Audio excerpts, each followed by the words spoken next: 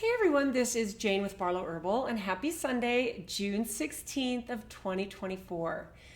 Now I have kind of an interesting mix of messages for you today, and it came from a week long of some really good journaling and a really good thought process that came through on a social media post from someone that I was lucky enough to meet.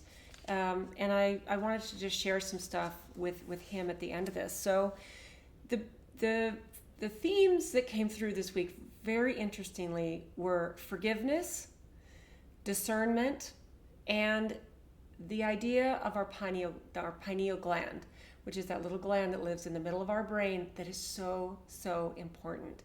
And this is what came through this week. Just some interesting things as we walk through this life and we walk through our days and our weeks and the moments that seem so disjointed and disconnected because of how many crazy energies are flowing around the planet right now, especially if you're aware. And I think that it becomes really interesting, especially the things that I've been kind of going through, and I know many of you can relate to this.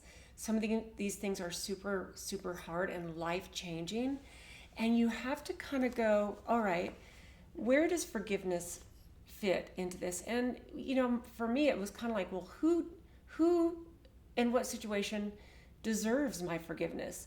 And then I think about that and I think, oh my goodness, that doesn't even sound like pure forgiveness. That sounds like you're choosing what other human being gets your forgiveness. And then I had an interesting, a friend of mine, I met up with her for lunch a couple weeks ago, and she suggested I buy this little book. And I went online on Amazon right away and picked it up because this is a friend who I love and I trust, and she said it's just one of the sweetest books that you'll read. It's a children's book, and I actually brought it to show you here. It's called The Little Soul and the Sun, and it's by Neale Walsch. And this might be something that you've heard of. But I bought this book a couple weeks ago. It arrived a few days later, and I didn't pick it up and read it right away. But earlier this week, on Monday, so almost a week ago, I kind of had a really rough day, and I think we all have these. I know I'm not unique in this, and I felt kind of angry at certain people, and I felt like, and so then I sat there in my little pity party for a second, and I was trying to like sit in the anger and really feel it, and then I thought, okay, I need to kind of like, get past these emotions. And as I was sitting here, I was sitting in this chair in my office. This is where my computer is, and this is where I check and look at my emails. And this little book that I bought was just sitting off to the side. So I kind of looked at it, and I picked it up, and I'm like, oh, I need to read this. And it actually diffused my anger quite quickly. And it actually made me kind of tear up and cry a little bit, because I'm like, oh my goodness, this is such a beautiful little story about this little soul who's talking to God about going to heaven. And he decides that he wants to be forgiveness, and that he wants to learn all about forgiveness in the life he's getting ready to come down and lead. And so then as he's talking to another soul, the other little soul says to him, okay, are you sure you want this? Because I'm going to go down and help you be forgiveness. And you need to remember that I'm here to help you realize your dream, your goal of being forgiveness, and that at the end of the day, we're all pieces of God, and we're souls together, and we're on the journey with different lessons and things we want to learn. It's told in such a beautiful way and a beautiful story, and I was just kind of like, okay, the people that I'm having these really upsetting thoughts about, and I'm having a very difficult forgiving, and a lot of that melted away. And then as I was journaling through these emotions this week, I thought, well, there's got to still be some type of discernment, because we can forgive, we can because forgiveness always either hurts us if we don't do it or benefits us the most if we do it. We are the one who benefits. In fact, I know many of you have heard hundreds of times that by not forgiving, you're hurting yourself much more than the person that you won't forgive. Because most of the time, the person that you won't forgive, or the people or the situation, they're not even thinking about you. They've moved on. And so when you go into the place of forgiveness, you're doing it for yourself. And then I think discernment comes in, because then you need to discern what you let into your energetic field. And this is really what I came to. It's like, okay, I can forgive because I know it's beneficial for me, for my health, for everything about the way I want to live my life, especially as we're going through these really interesting times. And that's just a really mild way to put it, right?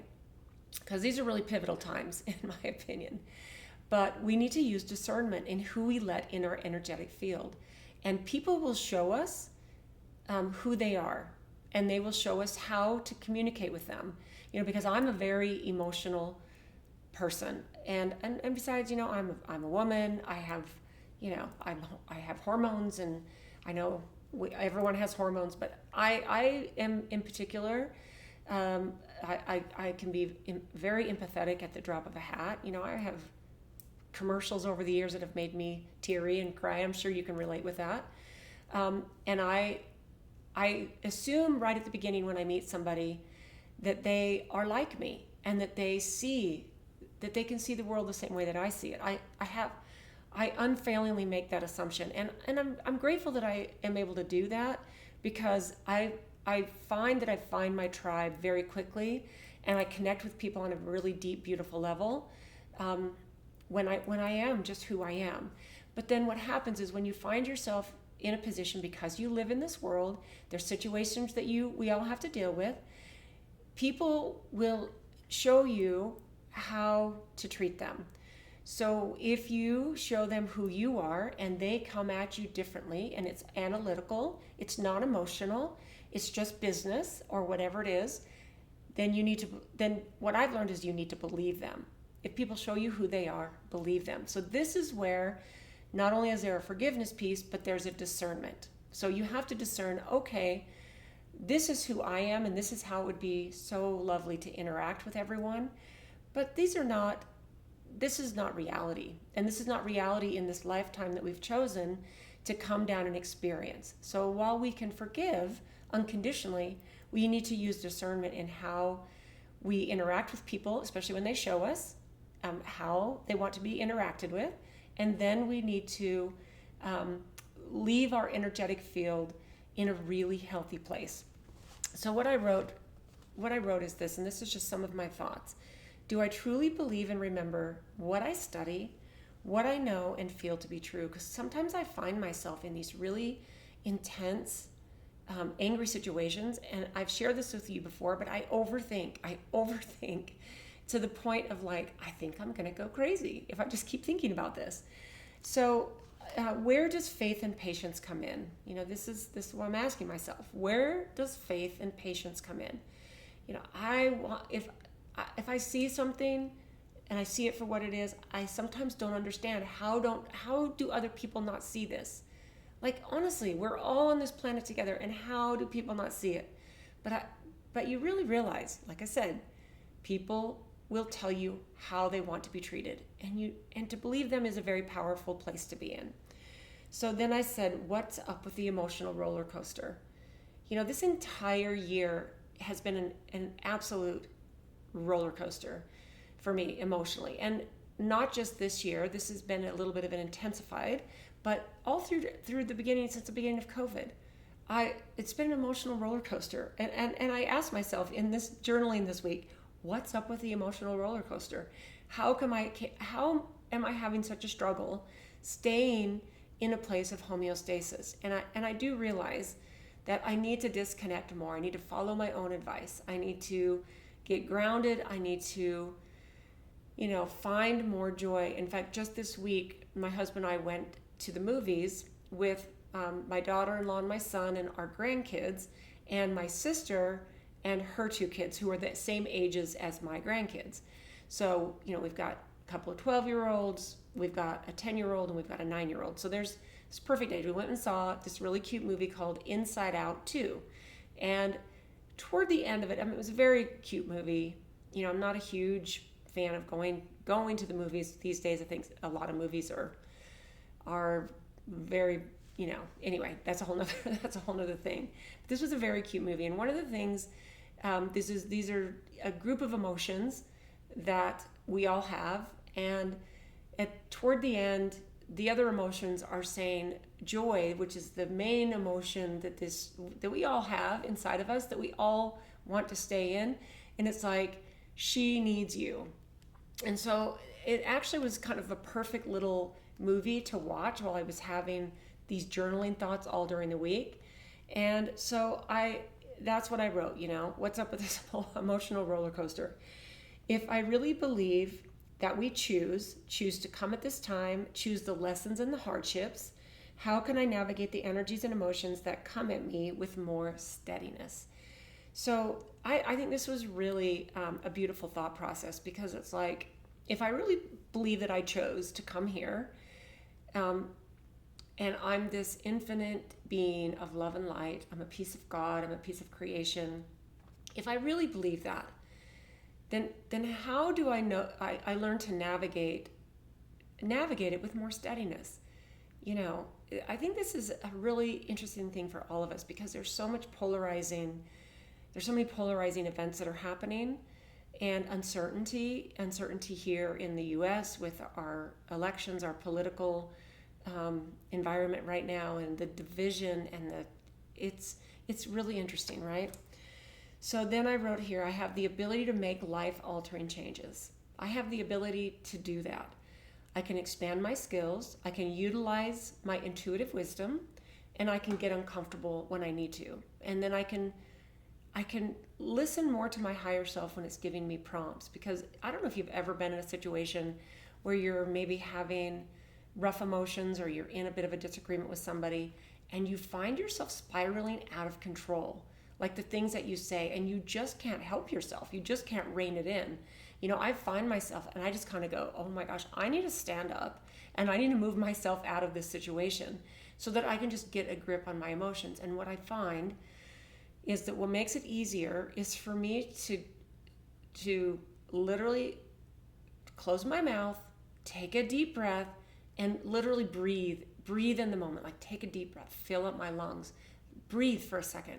You know, it's one of those situations where you go, okay, you know, you come back to it later, or you wake up the next morning, or you know, can reconnect with that person, and you just kind of go, oh my gosh, I'm so sorry. I don't know where that came from. And I don't know if any of you out there that's watching this can relate on any level to just to anything that's like an emotional roller coaster, and the fact that sometimes you start saying things, trying to express yourself, your beliefs, your opinions, your ideas about what's happening, and you just end up sounding like a crazy person. You know, this happens to me, not all the time, but often enough these days. I just kind of go, what is happening? You know, so here's what I wrote after that. Conversations with people, to be able to talk about our different beliefs without getting triggered. You know, this is something I've actually been talking about for the last 4.5 years. You know, why do we get so triggered? You know, maybe because being in awareness in what you feel, and you can feel truth to your bones, maybe that's part of it. You know, and because we're in this dense energetic planet where there is a great awakening happening, and the energies are all over the place, I think we forget super easy. Things that I've done that have helped me forgive. So this is what I wrote after, you know, the whole forgiveness piece, right? Meditation, nature, journaling, big chunks of time not watching videos or alternative news. You know, I have a lot of people who send me things, little clips of this and little clips of that, and a lot of it is confirming my worldview. And I while I appreciate people thinking of me, there's a lot of things I realize I don't need to tune into that stuff, especially if I'm after my own sanity. right? Plant medicine journeys. Okay, I wrote this because many of you know my new book just came out with a chapter on psychedelics and sacred plants. And I believe, I've had two big facilitated, guided plant medicine journeys, and they've been very pivotal. They've been absolutely life-changing for me. And I believe that, I believe that psychedelics should be done for intention. It should be done with education, with awareness, with someone who can help you navigate the changes and the healing that can happen with this, and just the awareness and the openness. But this has been actually a beautiful thing for me. And sometimes I have to go back and read the journaling that I wrote after those experiences, and it actually helps me. It really does help me. So I think, going back into that. And I think these are just ways to explore my spirit and my higher self. All of these things, meditation, nature.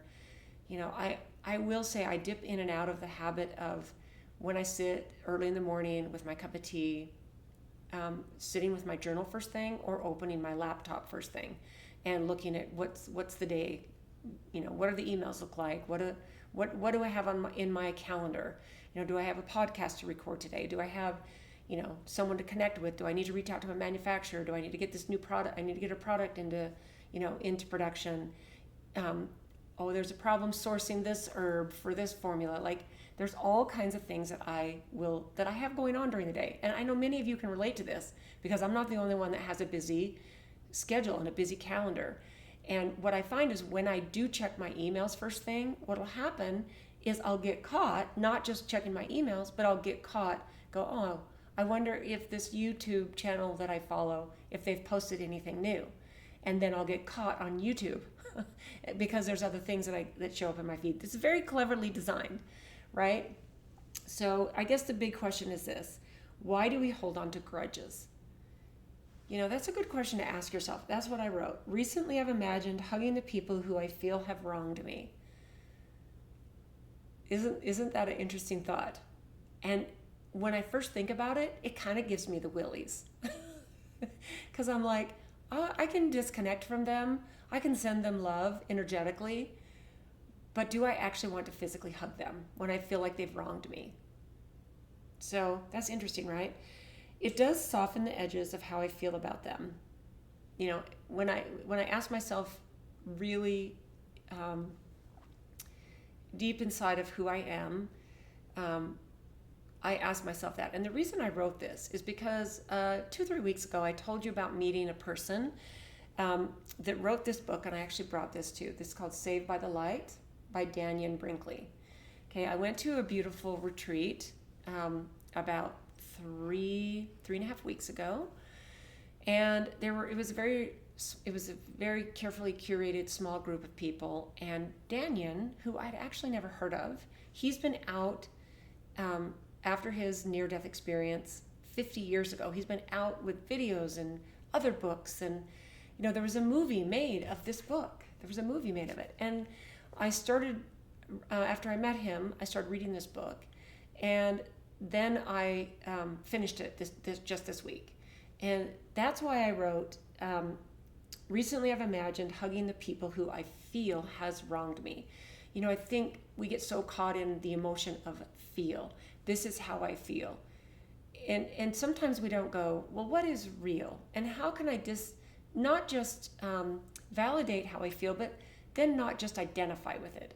Because it doesn't really serve me when I go into a victim mentality by saying, well, this is how I feel, and I get to, everyone has to placate me because I feel this way. And we need to really look at that, not just emotionally, but we really need to look at that intellectually. What does that really mean? But after finishing Dannion's book, this is what I wrote, because he died by getting struck by lightning in, I believe, 1975. And then it gave him a lot of damage to his heart. And 10 years later, I believe I don't know if he had a stroke or a heart attack, but they did open heart surgery on him, and he died again on the operating table. And he said that the first time he had a full life review, and he realized that he was not really a very nice person.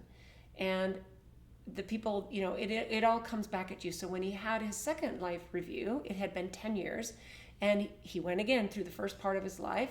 But then the 10 years that followed his first near-death experience, he realized that every person he came in contact with was a piece of who he is.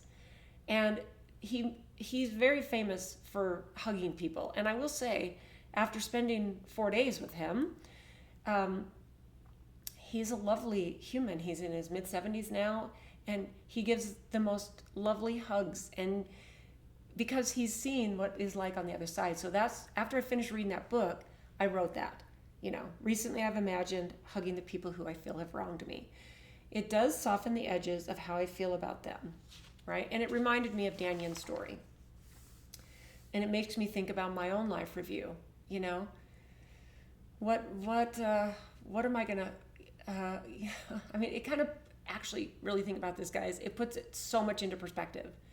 The perspective of, we're here for a short period of time. We chose to be here for these lessons and for the love and for the joy. We wanted to come for the joy, not just the lessons and the growth and all of that. How do we walk through these challenging times? And I just have to remind myself of these things. So forgiveness and discernment, living in this world, these times, this frequency, but not of it. So basically, we live in this world, we live in these times, this frequency, but we don't have to live in it. We live in the world, but we don't have to live of the world, or you know what I mean. We do live, we live here, and we have to take care of business. We have to take care of bills and responsibilities and people in our lives and things that we don't want to do, but that's part of the human experience, and being in a physical form here.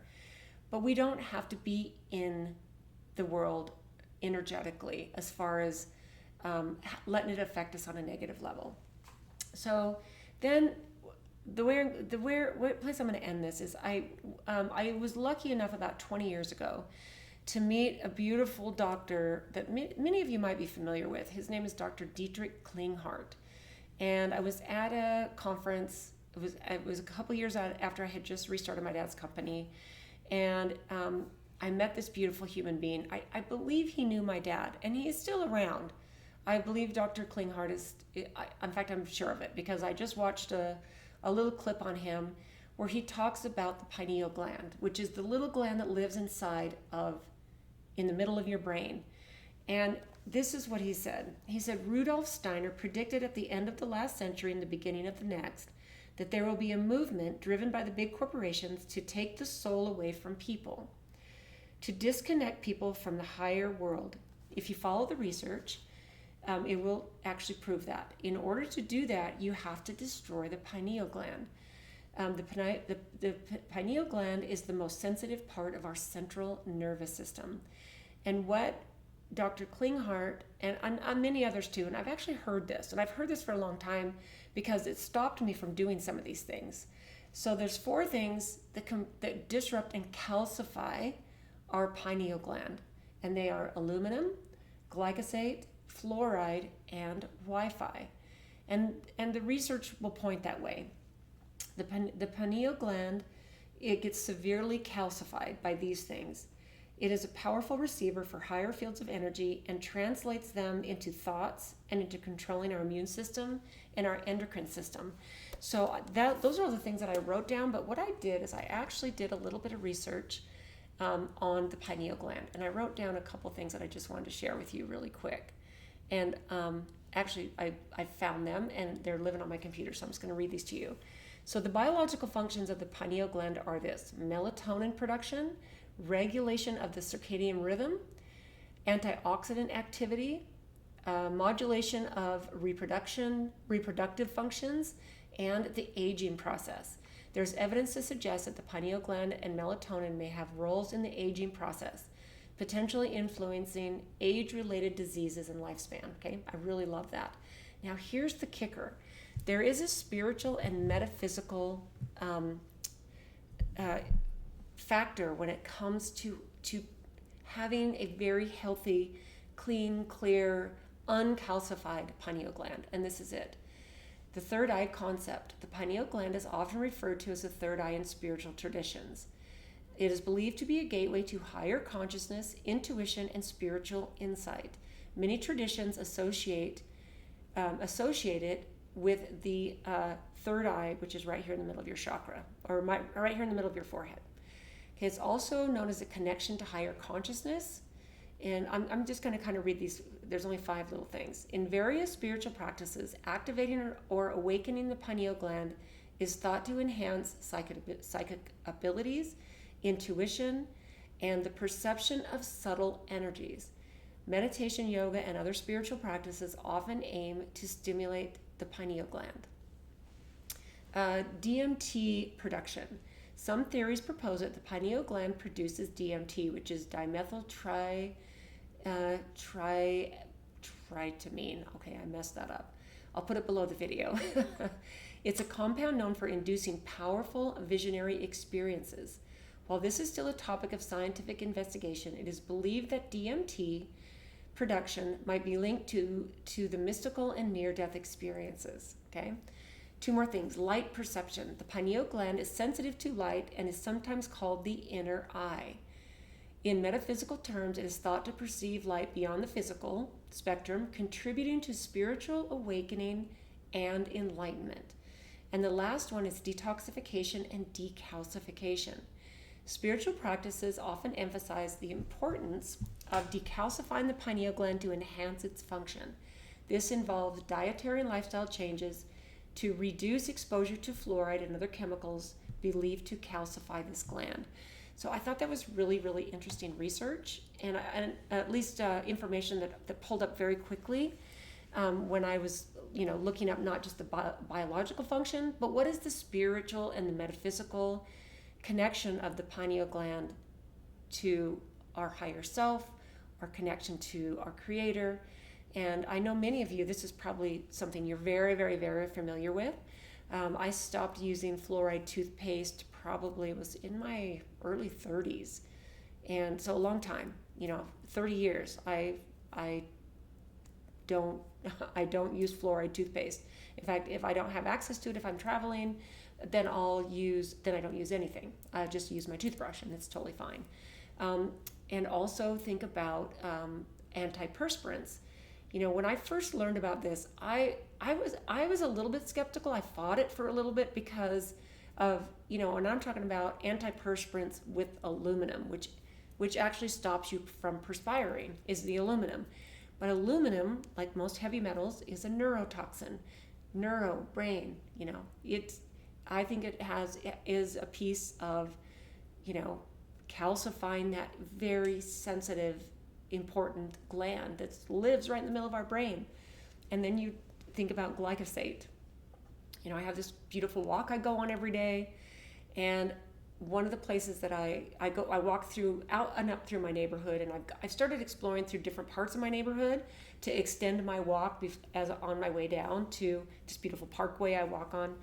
And yesterday and today, I did the same walk by houses I don't usually go by, and there was a guy out spraying his weeds, and there was this massive part of me that was like, I wanted to talk to him and just, he was not a person I know. He's just a person in a house in my neighborhood. And I wanted to say, I hope you're using something that's green and doesn't have glyphosate in it. And maybe I'll be brave and at least say hello and stop and introduce myself. And maybe if I'm able to become, a little bit more familiar and he finds out that I'm not a scary, weird stranger, I can actually ask him. But I think, if you're a person who's been aware of these things, I'm a big weeder. I have a big piece of property and I don't spray anything on it. And I've talked to the neighbors on both sides of me and the neighbors across from me. And, at this point, the street we've lived here for 14 years. So everybody, I'm very familiar with all my neighbors. They're familiar with me. They all know what I do. And, we share vegetables and fruit with each other based on what we have in our gardens. And, I still have one set of neighbors who sprays stuff. And they're a little bit further down from me, but I'm just kind of like, oh. So that is, that's interesting. And then the last one is Wi-Fi. which is really, really fascinating. But if you're tuned into those kinds of things, it makes perfect sense, right? And that there's different protections that you can do. You can shut off your Wi-Fi when you go to bed. You can hardwire your internet access in your house where it's not wireless. That way you're getting a lot less exposure. So I just think that these are all things that are really interesting to put on your radar. And here's the thing, I would be willing to bet most of you, if you're watching this, are already familiar with all of these things I'm talking about, especially with the pineal gland. These are things I've known, but it was really awesome to watch this little clip of Dr. Dietrich Klinghardt, who I was, really blessed to meet. And like I said, I do believe he knew my dad, but it was 20 years ago that I met him. His work is amazing. He's done a ton of work in the autism community. In fact, that was a conference that I'd met him at. It's not a conference they hold anymore. It was the Lyme-induced autism. And they were using our Lomatium products with the kids with a bunch of other healing modalities. And so I was there.